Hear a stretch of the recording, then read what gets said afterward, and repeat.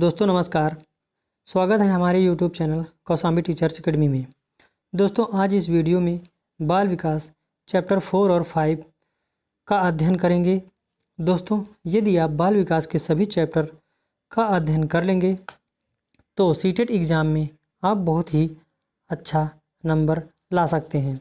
दोस्तों वीडियो शुरू करने से पहले ये बात कहना चाहेंगे कि यदि आप इस चैनल पर नए हैं तो चैनल को लाइक और सब्सक्राइब ज़रूर कर लें ताकि रोज़ाना क्लास की अपडेट आपको मिल सके। तो आइए शुरू करते हैं आज की क्लास। तो इसमें चैप्टर नंबर 4 कहा गया है, जिसका चैप्टर नंबर 4 का नाम है समाजीकरण की प्रक्रिया। यानी समाजीकरण होता क्या है, इसकी प्रक्रिया क्या होती है, इस चैप्टर में इसके बारे में बताया गया है। और दोस्तों इसमें इस चैप्टर से 1 या 2 क्वेश्चन बनते हैं जो सीटेट एग्ज़ाम में हमेशा आते हैं। तो इसमें पहला है समाजीकरण का अर्थ, यानी समाजीकरण होता क्या है, इसका अर्थ क्या है, इसके बारे में हम अध्ययन करते हैं। तो समाजीकरण का अर्थ, समाजीकरण एक ऐसी प्रक्रिया है जो व्यक्ति को एक सामाजिक प्राणी बनाती है। इसके अलावा यानी इसके अभाव में व्यक्ति एक पशु के समान है। यानी किसके अभाव में, समाजीकरण के अभाव में व्यक्ति क्या है, एक पशु के समान है। समाजीकरण के द्वारा व्यक्ति मापदंडों को जानता है, सीखता है और इसके साथ साथ समायोजन या अनुकूलन करता है। इसका कहने का मतलब है समाजीकरण का अर्थ, समाजीकरण किसे कहते हैं, समाजीकरण का अर्थ क्या होता है। समाजीकरण एक ऐसी प्रक्रिया होती है, समाजीकरण एक ऐसी प्रक्रिया होती है जो व्यक्ति को एक सामाजिक प्राणी बनाती है। यानी समाज में कैसे उठना है, कैसे बैठना है, समाज में क्या अच्छा है क्या बुरा है, इस चीज़ का नॉलेज जो है समाजीकरण के अंतर्गत आता है। इसके अभाव में यदि आपको इस चीज़ का अभाव है तो व्यक्ति का एक पशु के समान होता है। समाजीकरण के द्वारा व्यक्ति मापदंडों को, यानी पारिवारिक मापदंड क्या होते हैं, सामाजिक मापदंड क्या होते हैं, क्या चीज़ करना चाहिए क्या नहीं करना चाहिए, झूठ बोलना चाहिए नहीं बोलना चाहिए, या किसी को सताना चाहिए या नहीं सताना चाहिए, इन सब का एक मापदंड होता है। ये व्यक्ति इन मापदंडों को जानता है या सीखता है। इसके साथ साथ क्या करता है, समायोजन और अनुकूलन करता है। ये समायोजन और अनुकूलन भी दोस्तों एक टैग वर्ड का काम करता है। यदि आपको ऑप्शन में समायोजन और अनुकूलन कहीं भी दिख जाएगा तो आप 100% इसी ऑप्शन को लगाएंगे, आपका ऑप्शन सही हो जाएगा। तो ये रहा समाजीकरण का अर्थ। उसके बाद अगली हेडिंग में दिया गया है सामाजिक मापदंड क्या क्या होते हैं। यानी सामाजिक मापदंड समाज के द्वारा जो बनाए गए नियम हैं, वो कैसा व्यवहार करना चाहिए, कैसा व्यवहार नहीं करना चाहिए, क्या चीज़ मनुष्यों के लिए उपयोगी है क्या नहीं उपयोगी है, वातावरण का संरक्षण करना चाहिए या नहीं करना चाहिए, वो सामाजिक मापदंड के अंतर्गत आते हैं। तो इसके बारे में आइए देखते हैं। तो समाज में सही गलत की पहचान करना क्या है, एक सामाजिक मापदंड है। समाज में क्या करना चाहिए, सही गलत की पहचान करना सामाजिक मापदंड के अंतर्गत आता है। उसके बाद अगला पॉइंट है यह जानना कि कौन से कार्य सामाजिक रूप से उपयुक्त नहीं है। यानी इसका कहने का मतलब है हमको क्या क्या किस बारे में जानकारी रहनी चाहिए कि समाज में क्या चीज़ उपयोगी है क्या चीज़ नहीं उपयोगी है। तो इस चीज़ में जानना क्या है, सामाजिक मापदंड के अंतर्गत आता है। अगला पॉइंट है दूसरों के साथ किस प्रकार व्यवहार करना है, ये भी सामाजिक मापदंड के अंतर्गत आता है। क्या दूसरों के साथ लड़ाई झगड़े नहीं करने चाहिए कि करने चाहिए, नहीं करने चाहिए, क्यों नहीं करने चाहिए, इस चीज़ का जो मापन होता है वो सामाजिक मापदंड के अंतर्गत आता है। दोस्तों ये बच्चों को ये सब सिखाया जाता है, इसीलिए इन सब चीज़ों को रखा गया है। यानी ये सब टीचर को बच्चों को ये सब चीज़ अच्छे से समझाना चाहिए, बड़ों को आदर करना चाहिए, ये सारी चीज़ें वो सामाजिक मापदंड के अंतर्गत आती हैं। उसके बाद अगला पॉइंट बड़ों का आदर करना चाहिए, बच्चों को बड़ों को आदर करना चाहिए, किसी का नुकसान नहीं करना चाहिए, वही है चोरी नहीं करना चाहिए, किसी भी प्रकार का किसी को नुकसान नहीं पहुंचाना चाहिए, ये सामाजिक मापदंड के अंतर्गत आता है। अपने वातावरण का संरक्षण करना चाहिए, सभी व्यक्तियों को अपने वातावरण का संरक्षण करना चाहिए और प्रत्येक जो अध्यापक होते हैं वो बच्चों को सचेत करना चाहिए कि वो बच्चे अपने वातावरण के पेड़ पौधे जो होते हैं वातावरण को संरक्षण करें और उसमें किसी भी प्रकार की हानि ना पहुंचाएं। सामाजिक संबंध स्थापित करना भी एक सामाजिक मापदंड के अंतर्गत आता है। समाज में किस चीज़ का व्यवहार करना चाहिए, कैसा व्यवहार करना चाहिए, बड़ों के साथ कैसा व्यवहार करना चाहिए, कैसा व्यवहार नहीं करना चाहिए, ये सब किसके अंतर्गत आता है, ये मापदंड के अंतर्गत आता है। उसके बाद अगला है बालक के सामाजिक विकास में सहायक होने वाले कारक कौन कौन से होते हैं, इसमें देखते हैं। बालक के सामाजिक विकास में सहायक कारक कौन कौन से होते हैं। तो सामाजिक विकास में बालक के सहायक कारक जो सबसे पहला और इम्पोर्टेंट होता है परिवार। परिवार के द्वारा बालक जो है समाज में विकास करता है और इसके बालक के विकास में महत्वपूर्ण भूमिका निभाता है। क्या? परिवार। उसके बाद अगला है माता पिता। बालक के सामाजिक विकास में माता पिता का भी बहुत ही महत्वपूर्ण योगदान होता है। फिर दोस्त का भी वहाँ इम्पोर्टेंट योगदान होता है। फिर साथी, पास पड़ोस, समाज। उसके बाद शिक्षक का भी बहुत महत्वपूर्ण योगदान होता है बालक के सामाजिक विकास में। फिर अगला है समुदाय का भी इम्पोर्टेंट रोल होता है बालक के सामाजिक विकास में। फिर मनोरंजन उपकरण जैसे टीवी, टेलीविज़न आदि जो है बालक के सामाजिकरण के विकास करने में सहयोगी होते हैं। फिर धर्म एवं संस्कृति भी क्या होती है, बालक के सामाजिकरण के विकास में बहुत ही महत्वपूर्ण भूमिका निभाती है। तो दोस्तों ये रहा बालक के सामाजिक विकास में जो है सहायक कारक कौन कौन से हैं। ये सहायक कारक पहला परिवार, माता पिता, दोस्त, साथी, पड़ोस, समाज, शिक्षक, समुदाय, मनोरंजन उपकरण जैसे टीवी, टेलीविज़न, धर्म एवं संस्कृति क्या हैं, बालक के सामाजिक विकास में सहायक होने वाले ये सब कारक होते हैं। दोस्तों अगले स्लाइड में है समाजीकरण की प्रक्रिया, जो इम्पोर्टेंट है पॉइंट में दिया गया है। जो पीछे हम पढ़े हैं तो नोट पॉइंट में ये दिया गया है। क्या दिया गया है?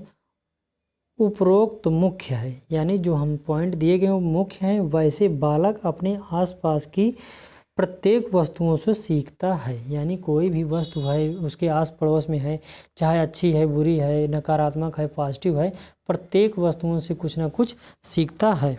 परंतु क्या होता है, कुछ परिस्थितियां नकारात्मक भी हो सकती हैं। यानी प्रत्येक वस्तुओं से बालक सीखता है, लेकिन उसमें से क्या होता है, प्रत्येक वस्तु में तो पॉजिटिव तो हो नहीं सकती, तो उसमें कोई कुछ परिस्थितियां जो है नकारात्मक हो सकती हैं। उसके बाद अगला इम्पोर्टेंट पॉइंट 4 हैं। दोस्तों ये एग्ज़ाम में आपको हूबहू यही चीज़ देखने को मिलते हैं, इसलिए बहुत ही इम्पोर्टेंट है। ये देखिए इम्पोर्टेंट लिखा भी गया है। समाजीकरण की प्रक्रिया जन्म से ही आरंभ हो जाती है। इसको हम पहले भी बता चुके हैं। समाजीकरण की प्रक्रिया जो होती है जब बच्चा पैदा होता है तभी से ये आरंभ हो के और जीवन पर्यंत चलती रहती है। जब बच्चा शुरू में जन्म लेता है और जब चिल्लाता रोता है तभी से उसका समाजीकरण की प्रक्रिया जो है शुरू हो जाती है। उसके बाद अगले इम्पोर्टेंट पॉइंट में क्या लिखा गया है, शैशवावस्था में सामाजिक विकास मुख्यतः अनुकरण पर आधारित होता है। यानी शैशवावस्था कब से कब तक मानी जाती है, तो 0 से 2 वर्ष तक मानी जाती है। और उसके अनुसार जो है शैशवावस्था में सामाजिक विकास मुख्यतः अनुकरण पर आधारित, यानी बच्चा देख कर उसका अध्ययन करता है। तो उसके बाद अगला है समाजीकरण में माता पिता की तथा परिवार की भूमिका होती है। क्या? समाजीकरण में माता पिता की तथा परिवार की भूमिका महत्वपूर्ण होती है। क्या? समाजीकरण में माता पिता की तथा परिवार की भूमिका महत्वपूर्ण होती है। किसके समाजीकरण में? बालक के समाजीकरण में माता पिता तथा परिवार की भूमिका महत्वपूर्ण होती है। उसके बाद सबसे अधिक गहन एवं जटिल समाजीकरण किशोरावस्था में होता है। सबसे अधिक क्या होता है? गहन और जटिल यानी मुश्किल भरा समाजीकरण जो है किशोरावस्था में होता है, क्योंकि किशोरावस्था का बालक जो होता है थोड़ा सा जिद्दीपन उसमें आ जाता है और वो अपने अलावा किसी का सुनने के लिए तैयार ही नहीं होता। अगर वो कुछ चीज़ कह दिया तो वो सोचता है उसके अलावा और जो भी व्यक्ति उसके बारे में जो भी बोल रहे हैं वो गलत ही बोल रहे हैं। इसलिए जो क्या होता है, बालक जो है किशोरावस्था जो है बालक का समाजीकरण का सबसे कठिन कारण माना जाता है, या जटिल बोल सकते हैं या कठिन बोल सकते हैं। और इसमें दोस्तों हम जो बोले हैं समाजीकरण की प्रक्रिया जन्म से ही आरंभ हो जाती है। तो ये समाजीकरण की प्रक्रिया जन्म से आरंभ हो जाती है, तो ये 0 से 6 वर्ष तक माना जाता है। मान लीजिए शैशवावस्था जो होती है 0 से 6 वर्ष तक जो सभी वैज्ञानिक मानते हैं, लेकिन इसमें जो पियाजे माने हैं संवेदीय अवस्था में वो जो है 0 से 2 वर्ष तक माने हैं। ठीक, शैशवावस्था इसको जन्म से 2 वर्ष तक मानते हैं। कौन? पियाजे महोदय जो है शैशवावस्था को जन्म से 2 वर्ष तक मानते हैं। उसके बाद अगला है दोस्तों, अभी तक हमारे चैनल को ना सब्सक्राइब किए हों तो लाइक और सब्सक्राइब ज़रूर कर लें। हमारे चैनल का नाम है कौसाम्बी टीचर्स एकेडमी। दोस्तों आगे बढ़ते हैं। पियाजे, कोहलबर्ग व वाइगॉत्स्की। दोस्तों जो पिछला चैप्टर हम पढ़ चुके हैं सामाजिकरण, उसमें से 1 या 2 क्वेश्चन 100% बनते हैं। और इस चैप्टर में से जो है चैप्टर 5 जो सीटेट सिलेबस के अनुसार पियाजे, इसमें थोड़ा सा दिख नहीं रहा, पियाजे, कोहलबर्ग एवं वाइगॉत्स्की से दोस्तों इससे 3 क्वेश्चन, इससे 3 क्वेश्चन, इससे 3 क्वेश्चन 100% सीटेट एग्जाम में बनते हैं। तो दोस्तों देख लीजिए कितना इंपॉर्टेंट है। तो आइए सबसे पहले पियाजे के बारे में हम अध्ययन करते हैं। दोस्तों बहुत ही इम्पोर्टेंट है, आप सीटेट एग्ज़ाम जब पेपर देने जाएंगे तब आप देखिएगा इसमें से कितने क्वेश्चन आते हैं। तो इसमें पियाजे का संज्ञानात्मक सिद्धांत क्या होता है इसके बारे में देखते हैं। पियाजे के विकास के सिद्धांत की व्याख्या करने से पहले इस सिद्धांत के कुछ महत्वपूर्ण बिंदुओं को जानना आवश्यक है। वो महत्वपूर्ण बिंदु कौन कौन से हैं हम देखते हैं। सबसे पहले होता है अनुकूलन। अनुकूलन क्या होता है? अनुकूलन किसे कहते हैं? पियाजे के अनुसार बालकों में वातावरण के साथ समायोजन करने की जन्मजात प्रवृत्ति होती है जिसे अनुकूलन कहा जाता है।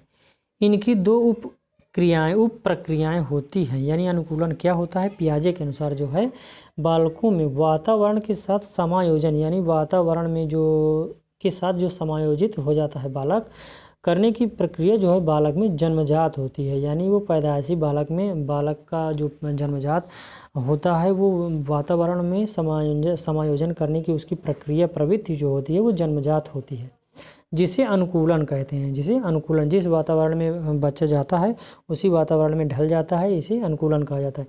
इनकी 2 उप प्रक्रियाएँ होती हैं। किसकी? ये अनुकूलन की। तो पहला क्या है? आत्मसातकरण, और दूसरा क्या है? समायोजन। तो आत्मसातकरण क्या होता है? जब बालक अपने पूर्व ज्ञान का सहारा लेकर नई क्रिया सीखता है तो इसे क्या कहा जाता है? आत्मसातकरण कहा जाता है। यानी पहले से बच्चा कुछ ना कुछ जान रहा हो और उस ज्ञान का उपयोग करके कोई नई चीज़ सीखता है तो उसको क्या कहते हैं? आत्मसातकरण कहते हैं। उसके बाद समायोजन क्या होता है? इसमें पूर्व ज्ञान काम नहीं आता। यानी जो बालक जानता है पहले से उसका कोई इसमें लेना देना नहीं होता, यानी वो काम नहीं आता है, बल्कि बच्चा क्या करता है? नए ज्ञान के लिए अपने व्यवहार में परिवर्तन कर समायोजन कर लेता है। यानी अपने व्यवहार में परिवर्तन करके डायरेक्ट उस नियम को, उस सिद्धांत को अपने अंदर लागू कर लेता है, अपने अंदर आत्मसात कर लेता है, तो उसको समायोजन कहा जाता है। और यही आत्मसात क्या होता है? आत्मसात जो है पूर्व ज्ञान का प्रयोग करके जब कोई नई ज्ञान सीखता है तो उसको क्या कहलाता है? आत्मसातकरण कहते हैं। समायोजन में पूर्व ज्ञान का कोई काम नहीं होता है, बच्चा नए ज्ञान के लिए अपने व्यवहार में परिवर्तन करके उसका समायोजन कर लेता है। उसके बाद स्कीम्स क्या होते हैं? स्कीम्स व्यवहारों का संगठित पैटर्न जिसे आसानी से दोहराया जा सके स्कीम्स कहलाता है। जैसे बच्चा स्कूल के लिए तैयार होना, नाश्ता करना, स्कूल बैग पैक करना आदि स्कीम के उदाहरण हैं। यानी स्कीम्स क्या होता है?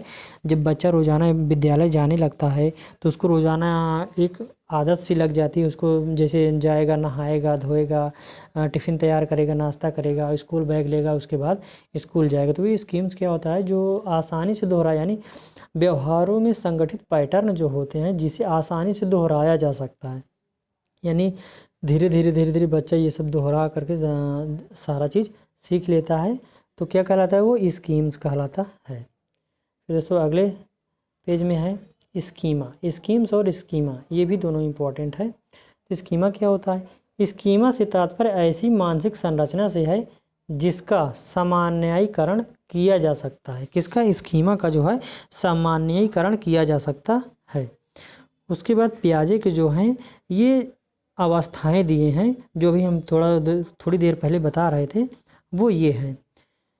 पियाजे के संज्ञानात्मक विकास की अवस्थाएं कौन कौन सी होती हैं, कितनी होती हैं, और इन अवस्थाओं में कैसे कैसे बच्चा किस किस क्रियाओं से गुजरता है, इन सभी का अध्ययन जो किया जाता है वो पियाजे के जो संज्ञानात्मक विकास की अवस्थाएं उन्हीं में किया जाता है। जो कि इस पियाजे संज्ञानात्मक विकास की कितनी अवस्थाएं दिए हैं? ये 4 दिए हैं। ठीक, इसमें से पहली अवस्था है जो संवेदी पेशी अवस्था होती है। ये कब से कब तक मानी जाती है? 0 से 2 वर्ष तक मानी जाती है। यानी पहली पियाजे के अनुसार पहली अवस्था, बच्चे की पहली अवस्था जब 0 से यानी जन्म लेता है उसके 2 वर्ष तक क्या होता है, संवेदीय पेशीय अवस्था कहलाती है। बहुत इंपॉर्टेंट है, एकदम इंपॉर्टेंट, हमेशा एग्जाम में पूछता है।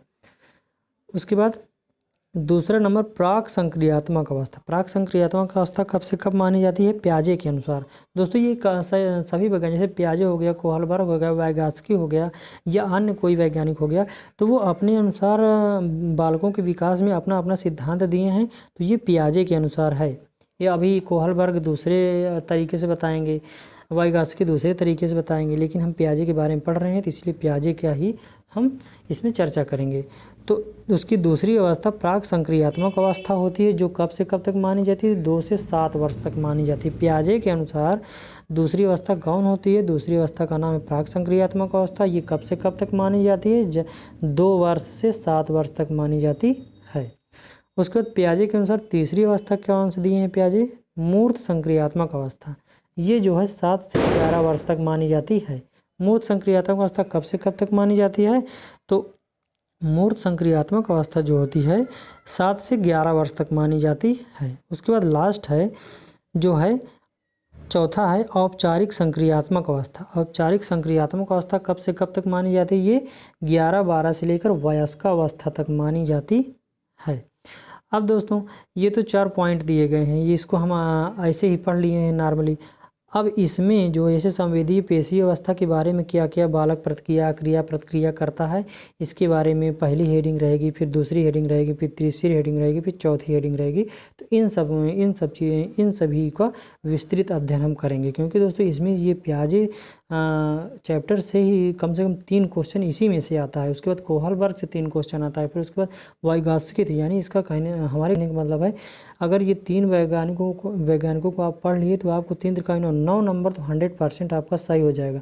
और उसके बाद 1 या 2 क्वेश्चन जो आप पीछे सामाजिकरण पढ़ चुके हैं उसमें से थे। यानी इसी चैप्टर से, केवल इसी वीडियो से आपका सीटेट एग्ज़ाम बाल विकास में 10 नंबर तैयार होने वाला है। तो दोस्तों समझ लीजिए कितना इम्पोर्टेंट ये है। तो अगला चलते हैं, ये है अब पहली हेडिंग डालेंगे जो डाली भी गई है, जो आपको बहुत इम्पोर्टेंट छांट के रखे गए हैं दोस्तों, इन सब में हमेशा एग्जाम में पूछता है। तो पहला है संवेद पेशीय अवस्था। संवेद पेशीय अवस्था क्या होता है, यह अवस्था जो है जन्म से 2 वर्ष तक मानी जाती है। संवेद पेशीय अवस्था कब से कब तक मानी जाती है, तो 2 वर्ष तक मानी जाती है। तो इसका अन्य नाम क्या है, इंद्रिय गामक अवस्था, संवेद प्रेरक या प्रेरणा प्रणोदक अवस्था भी के नाम से भी जाना जाता है। यानी संवेद पेशीय अवस्था को इंद्रिय गामक अवस्था भी कहते हैं, संवेद प्रेरक भी कहते हैं, प्रणोदक अवस्था भी कहा जाता है। यानी इसके उपनाम ये सब हैं। उसके बाद विशेषताएं क्या होती है, संवेदीय पेशीय अवस्था की विशेषताएं क्या होती है, इंपॉर्टेंस क्या होता है, इसमें बच्चा कौन कौन सी क्रिया करता है, इसके बारे में देखते हैं। तो इसकी विशेषताएं, जन्म के समय से 30 दिन तक बच्चा जो है केवल प्रतिवर्त क्रिया करता है, जैसे चूसना। यानी जब बच्चा जन्म लेता है उसके 30 दिन तक यानी 1 महीने तक केवल प्रतिवर्त क्रियाएं करता रहता है, जैसे उंगली चूसना, सोना, ये सब अपने में अंदर ही करता रहता है। तो ये पहली अवस्था होती है जो कि क्या होता है, जन्म के समय से लेकर 30 दिन तक बच्चा क्या करता है, केवल प्रतिवर्ती क्रियाएँ करता है, जैसे चूसना हो गया, उंगली चूसता रहता है, इसके अलावा उसके पास कोई काम नहीं रहता या ना वो कुछ क्रिया करता है। ये थोड़ा मोड़ा हाथ हो तो हिलाता है, वो तो बात की बात है। फिर उसके बाद 1 से 4 महीने का बच्चा जो है प्रतिवर्त क्रियाएं दोहराता है। यानी 1 से 4 वर्ष जब बच्चा हो जाता है तो वही प्रतिक्रिया जो एक बार करता है उसी को बार बार दोहराता रहता है। उसके बाद 4 से 8 माह के बीच बच्चा वस्तुओं को उलटने पलटने लगता है और उन क्रियाओं को दोहराता है बार बार, यानी बार बार दोहराता है। उसे जो है ये क्रिया अच्छी लगती है। यानी आप देखे हो कि छोटा बच्चा होता है, 4 से 8 महीने का होता है, बेड पे बिस्तर पे लेटा रहता है, तो हाथ पांव इधर उधर मारता रहता है, और अगर कुछ उसको दे दिए तो इधर उधर अलटता पलटता रहता है और वो कुछ नहीं करता है, केवल इसे हंसता है, बोलता हल्का हल्का क्रिया करता रहता है। और कोई भी उसका हाथ पकड़ा दिया जाए तो उसको रखता है, फिर ले लेता है, प्रतिवर्त क्रियाएँ करता रहता है।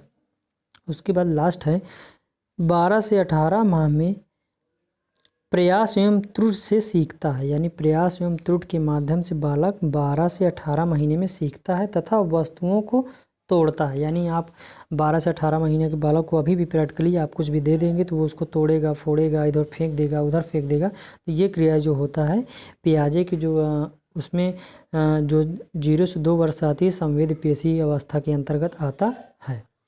उसके बाद अगला देखते हैं। 18 से 24 माह तक बच्चा क्या करता है? 18 से 24 माह तक बच्चा जो है वस्तु अस्थायित्व का गुण प्राप्त कर लेता है। यानी वस्तु अस्थायित्व का गुण क्या होता है अभी बताते हैं। वस्तु अस्थायित्व का गुण प्राप्त कर लेता है अर्थात क्या करता है, वह यह सोचता है कि किसी वस्तु का अस्तित्व तब तक होता है जब तक वह उसके सामने रहती है, परंतु 18 से 24 माह में वह समझने लगता है कि वस्तु खिलौना उसके सामने से हटाने पर भी उसका अस्तित्व है और वह उसे ढूंढने का प्रयास करता है। यानी इसका कहने का मतलब है 18 माह से जो पहले का बच्चा होता है अगर उसको कुछ चीज़ दे दिए हो तो उससे आप छीन के या ऐसे ही ले लोगे तो वो रोएगा चिल्लाएगा नहीं। लेकिन यदि 18 से 24 माह में का बच्चा हो गया है तो उसका वस्तु अस्थायित्व का गुण आ जाता है, अर्थात वह यह सोचता है कि किसी वस्तु का अस्तित्व तब तक होता है जब तक वह उसे सामने रहती है। यानी 18 से 24 माह में उसका जो वस्तु का स्थायित्व तब तक होता है जब वह वस्तु सामने रहती है, परंतु क्या होता है 18 से 24 माह में वह यह समझने लगता है कि वस्तु जैसे खिलौना हो गया उसके सामने से हटाने पर उसका अस्तित्व है। यानी अगर उसके सामने से कोई खिलौना आप हटा लेंगे तो वो रोना स्टार्ट कर देगा। यानी इसका कहने का मतलब वो ये सोचता है कि इसको लेने के बाद भी उसका अस्तित्व है और उसको वो ढूंढने का प्रयास करता है। उसके बाद इस अवस्था की सारी क्रियाएं मुख्यतः संवेदना पर आधारित होती हैं। यानी संवेदना पर इस अवस्था की सारी क्रियाएं क्या होती, संवेदना पर आधारित होती हैं। अब पियाजे की दूसरी अवस्था क्या पियाजे के अनुसार है बालक की? पियाजे के अनुसार बालक की दूसरी अवस्था जो है 2 से 7 वर्ष तक मानी जाती है। उसको क्या नाम दिया गया है? प्राक संक्रियात्मक अवस्था। यानी प्राक संक्रियात्मक अवस्था जो है 2 से 7 वर्ष तक मानी जाती है। इसके अन्य नाम कौन कौन से हैं? प्राक संक्रियात्मक अवस्था, पूर्व संक्रियात्मक अवस्था। यानी पियाजे के 2 अन्य नाम है। पहला नाम है पूर्व संक्रियात्मक अवस्था, दूसरा पूर्व क्रियात्मक अवस्था। ये 2 प्रकार की होती हैं। विशेषताएं क्या होती है? संकेत तथा ठोस वस्तु से बालक संबंध रखता है। वह यह सोचता है कि दुनिया अधिकतर चीज़ें उसके इर्द गिर्द चक्कर लगाती है तथा बच्चा कुछ निर्जीव गतिमान वस्तुओं को जीवित समझता है, जैसे पंखा, गाड़ी आदि। आप देखोगे छोटा बच्चा है, पंखा या उसको कोई वैन दे दो, गाड़ी दे दो, छोटी छोटी गाड़ी दे दो, तो वो उन्हीं गाड़ियों के माध्यम से उसी प्रकार की आवाज़ निकालता है, उसी प्रकार खेलता रहता है। उसको ये प्रतीत होता है कि वो गाड़ी भी जो है उसके प्रकार ही एक जीवित वस्तु है। तो इसकी विशेषताएं क्या हैं? संकेत तथा ठोस वस्तु में बालक संबंध रखता है। किसमें? संकेत तथा ठोस वस्तु में बालक संबंध रखता है। वह यह सोचता है कि दुनिया में अधिकतर चीज़ें जो है इर्द गिर्द जो है चक्कर लगाती हैं तथा बच्चा कुछ निर्जीव गतिमान वस्तु को भी जीवित समझ। जैसे मान लीजिए फैन अगर घूम रहा है तो उसको ये सोचेगा कि ये फैन जीवित है। तो इसमें इम्पॉर्टेंट पॉइंट और कौन कौन से हैं? तो इस अवस्था में बालक जोड़, गुणा, भाग आदि संक्रियाएं करने लगता है, परंतु इसके पीछे के सिद्धांतों को नहीं समझता है। यदि आप छोटे छोटे जैसे 2 + 2 बराबर आप दे दिए तो वो 4 बता देगा। अब अगर इसको 4 / 2 अगर कर देंगे तो वो ये नहीं बता सकता है, ये नहीं बता पाता है कि ये 2 कैसे आया। तो ये इस चीज़ का इसमें अभाव होता है। उसके बाद अगले में देखते हैं। ये अगले पॉइंट में ये दिया भी गया है दोस्तों। बच्चे में पलटावे गुण नहीं पाया जाता, अर्थात बच्चा यह समझता है कि जैसे 2 + 2 = 4 या यहाँ पे आप 3 + 3 3 × 3 कर सकते हैं, 3 + 3 कर सकते हैं, कुछ भी कर सकते हैं। जैसे ये 9 आ गया तो यदि इसको हम दे दिए, बालक को छोटे को दे दिए 9 / अगर 3 कर दें तो ये 3 कैसे आया वो प्रतिवर्ती, यानी उसका जैसे ये लाया है उसी प्रकार ये कैसे आया है उसको ये चीज़ ज्ञात करने में कठिनाई होती है। तो उसके क्या होता है, उसके पास पलटावी गुण का अभाव होता है, पलटावी गुण जो है नहीं पाया जाता है। उसके बाद मूर्त संक्रियात्मक अवस्था, पियाजे की तीसरी अवस्था कौन सी होती है? मूर्त संक्रियात्मक अवस्था होती है, जो क्या होती है? 7 से 12 वर्ष तक मानी जाती है। पियाजे की तीसरी अवस्था मूर्त संक्रियात्मक अवस्था होती है, जो 7 से 12 वर्ष तक मानी जाती है। इसके अन्य नाम कौन कौन से हैं? ठोस संक्रिया की अवस्था या मूर्त चिंतन की अवस्था नाम से भी जाना जाता है। इस अवस्था की विशेषताएं क्या होती हैं? इस अवस्था की सबसे मुख्यतः विशेषता यह है कि बच्चा ठोस वस्तुओं के आधार पर तो मानसिक क्रियाएं कर लेता है, परंतु अमूर्त या शाब्दिक कथन के आधार पर मानसिक क्रियाएं नहीं कर पाता है। क्या विशेषता में कहा गया है? इस अवस्था में सबसे मुख्यतः विशेषता यह है कि बच्चा जो है ठोस वस्तुओं के आधार पर तो क्या करता है? मानसिक क्रियाएं कर लेता है, लेकिन परंतु अमूर्त शाब्दिक कथन के आधार पर मानसिक क्रियाएं नहीं कर पाता है। उसके बाद अगला है, इस अवस्था में, यानी किस अवस्था में? यही तीसरी अवस्था में। इस अवस्था में बच्चा तार्किक चिंतन करने लगता है, परंतु वह अमूर्त चिंतन नहीं होता, केवल मूर्त वस्तुओं से संबंधित होता है। यानी वो धीरे धीरे अमूर्त चिंतन करने लगता है और केवल मूर्त वस्तुओं से संबंधित होता है। इस अवस्था में पलटावी गुण आ जाता है, यानी इस अवस्था में छोटे छोटे गणित की संक्रियाएं जो है बालक करने लगता है और छोटे छोटे सवाल करने लगता है। आप अक्सर देखते होंगे कि जो 7 से 12 वर्ष का मतलब है कि बच्चा 6 वर्ष से एडमिशन होता है तो 5 साल यानी 5 क्लास का बच्चा ये सारी क्रियाएं करना स्टार्ट कर देता है, जैसे जोड़ हो गया, गुणा हो गया, घटाव, भाग, दशमलव के छोटे छोटे सवाल करना स्टार्ट कर देता है। तो क्या होता है? इस अवस्था में पलटावी गुण आ जाता है। उसके बाद पियाजे की चौथी अवस्था क्या होती है? औपचारिक संक्रियात्मक अवस्था। औपचारिक संक्रियात्मक अवस्था, इसमें क्या होता है? औपचारिक संक्रियात्मक अवस्था, इसमें क्या होता है? ये जो अवस्था जो है 11-12 से वयस्क अवस्था तक मानी जाती है। इसके अन्य नाम कौन कौन से हैं? अमूर्त संक्रियात्मक अवस्था, अमूर्त चिंतन की अवस्था और औपचारिक अवस्था को क्या है? पियाजे की चौथी अवस्था जो औपचारिक संक्रियात्मक अवस्था के नाम से भी जाना जाता है। इस अवस्था की विशेषताएं क्या होती है? इस अवस्था की विशेषताएं ये हैं। विशेषताएं, अमूर्त चिंतन इस अवस्था की मुख्य विशेषता होती है। कौन सी? चौथी, पियाजे के अनुसार जो चौथी अवस्था होती है इसमें अमूर्त चिंतन इस अवस्था की मुख्य विशेषता होती है, यानी अमूर्त चिंतन करने लगता है। तो ये अमूर्त चिंतन जो है इस अवस्था की मुख्य विशेषता होती है। बच्चा समस्या का समाधान स्वयं करने लगता है, यानी छोटे छोटे गुणा हो गए, भाग हो गए, साइंस के कुछ छोटे छोटे प्रश्न हो गए, या थोड़ा सा जैसे कोई टीचर दे दिया उसको सवाल सॉल्व करने के लिए, तो क्या करता है? बच्चा समस्या का समाधान स्वयं करना स्टार्ट कर देता है। सभी प्रकार के विकास उच्च होते हैं इस अवस्था में। कौन सी अवस्था में? तो चौथी अवस्था कौन सी है? तो ये है औपचारिक संक्रियात्मक अवस्था। इस अवस्था में बच्चा क्या करता है? इसका विकास तो उच्च हो जाता है। इस अवस्था में इस सभी प्रकार के विकास उच्च हो जाते हैं। इस अवस्था में संज्ञानात्मक विकास उच्च स्तर का होता है, यानी चिंतन करने का विकास जो है उच्च स्तर पर पहुंच जाता है और वो मूर्त और अमूर्त दोनों चिंतन करना स्टार्ट कर देता है।